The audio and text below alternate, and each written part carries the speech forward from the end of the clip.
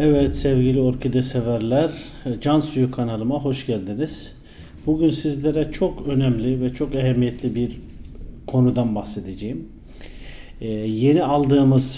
Yeni satın aldığımız orkidelerle alakalı yaptığımız 6 tane hatadan bahsedeceğim.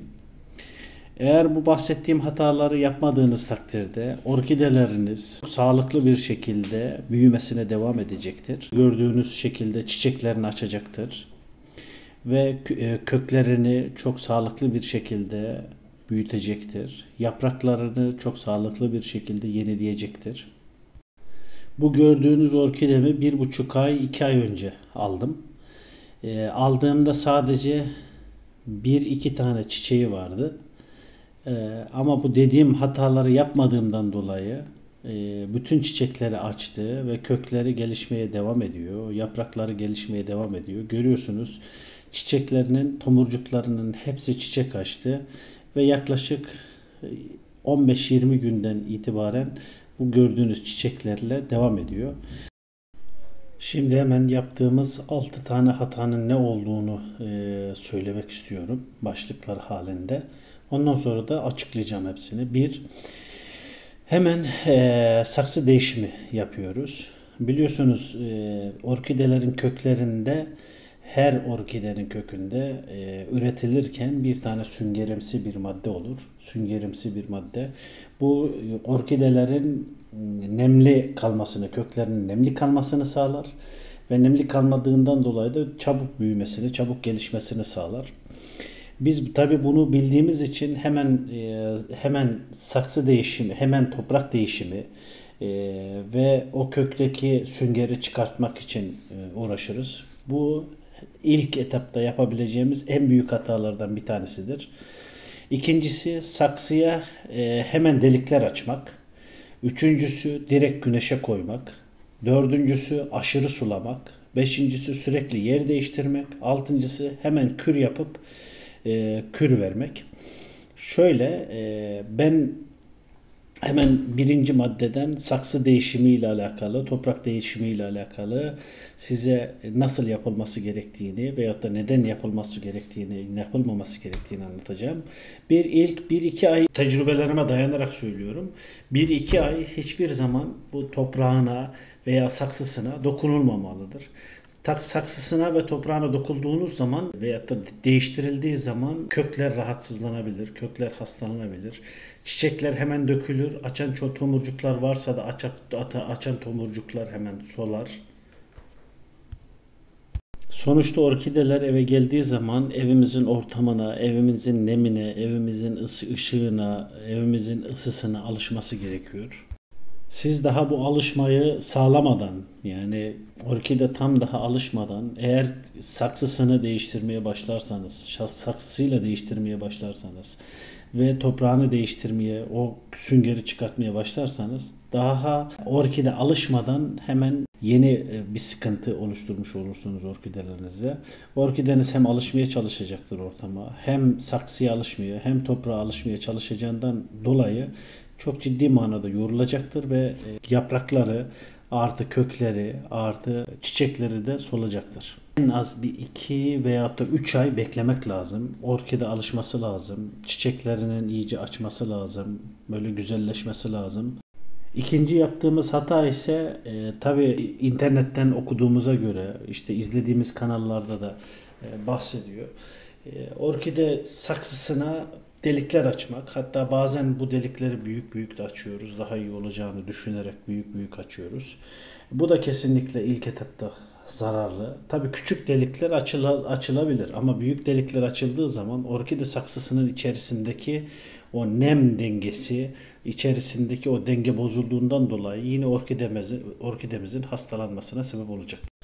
Üçüncü olarak da orkide güneşi sever. Ama direkt güneşi kesinlikle sevmez. Direkt güneşe konulduğu zaman orkide yaprakları yanar, çiçekleri yanar ve yine orkidenin çiçekleri solmaya hatta dökülmeye başlar. Yaprakları solmaya başlar. Yaprakları yandığı zaman yine sararmaya başlar. Değişik hastalıklar oluşmaya başlar. Onun için orkidemizi aldığımız zaman ilk yerini değiştirmeden hemen ışık alan bir yere, Yani güneş alan bir yerde de konulabilir. Fakat güneş alan bir yere konduğumuz zaman önünde perde olması lazım. Perdesiz bir şekilde güneşe maruz kaldığı zaman orkidelerimiz rahatsızlanacaktır, hastalanacaktır ve solacaktır. Yaptığımız en büyük hatalardan bir tanesi de, yani dördüncü olarak da, orkidelerin kökleri grilleşmeden sulanması. Sulama yapılırken yapraklara su değdirilmemeli, çiçeklere su değdirilmemeli. İleride orkideyi doğru sulamayla alakalı bir tane video çekmeyi düşünüyorum. Orkidelerimizin hastalanmasına en çok sebep olan yaptığımız yanlışlardan bir tanesi de sulama olduğu için bu sulama üzerine özellikle durmak istiyorum önümüzdeki videolarda.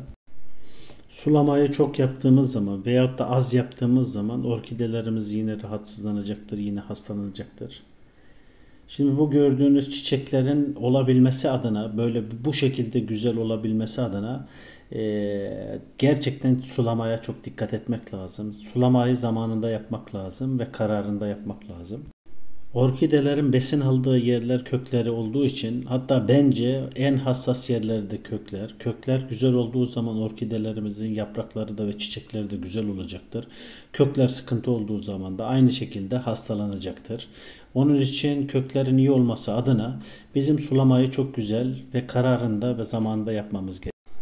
Bu dediğim şeylere dikkat ettiğiniz zaman, mesela bu çiçeği ben yaklaşık 3 ay önce falan almıştım. Aldığımda tamamıyla kuruydu.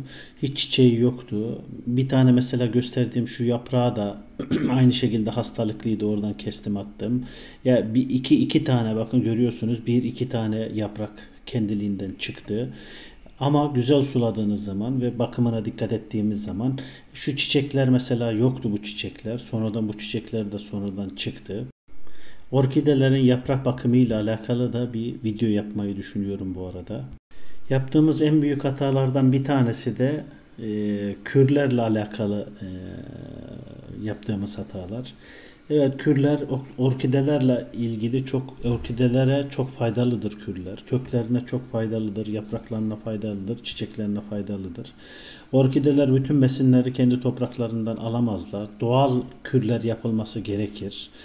Yani doğal kürler yapılması gerekir ve şuna dikkat etmek lazım. Mesela muz kürü.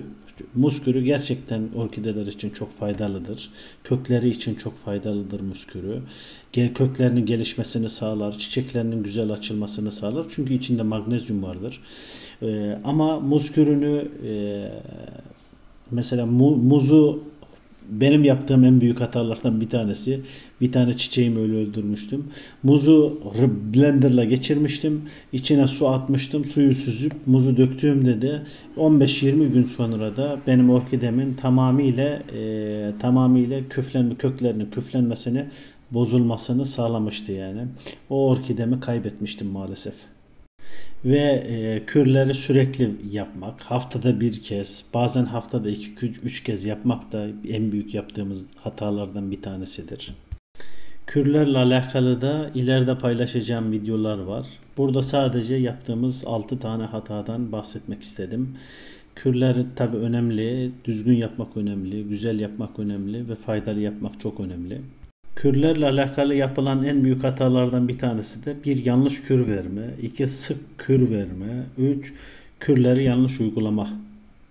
Bu saydığım maddelere dikkat edildiği takdirde orkideniz çok güzel, çok kaliteli ve çok harika olacaktır. Güzel çiçekler açacaktır. Köklerini güzel büyütecektir. Kökleri güzel büyüdüğü zaman yapraklar olacaktır. Yeni dallar atacaktır. Ve siz de mutlu ve güzel bir şekilde orkidenizi büyüteceksinizdir. Beni dinlediğiniz için teşekkür ediyorum. Kanalıma abone olmayı unutmayın. Bildirim zilini açmayı unutmayın. Çok teşekkür ediyorum. İyi günler diliyorum.